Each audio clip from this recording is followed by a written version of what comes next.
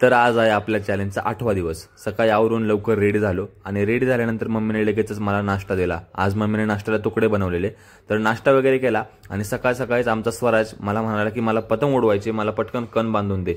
तर त्याला मस्तपैकी अशी पतंगीला कण बांधून दिली आणि तो पतंग उडवायला गेला। तर मला फ्रीजवर अशा बर्फीचा बॉक्स दिसला, तर मी पटकन त्यातली एक बर्फी घेतली आणि खाऊन टाकली। आज दुपारीच मम्मीने बिर्याणी बनवण्याचा बेत केलता, त्याच्यावर मस्तपैकी तूप वगैरे टाकलेलं, त्यामुळे अशी डिश भरून बिर्याणी फस्त केली। बिर्याणी खाल्ल्यामुळे आता म्हणलं बडीशेप खावं। दुकानात गेलो तर आमचा दुकानवाला शंभू कॅमेऱ्याला बघून असा लपून बसला होता। अरे 5 बडीशेप दे शंभू मला। कशा तरी त्याच्याकडून बडीशेप घेतली आणि गेलो आमच्या बच्चे कंपनी सोबत धिंगाणा करायला।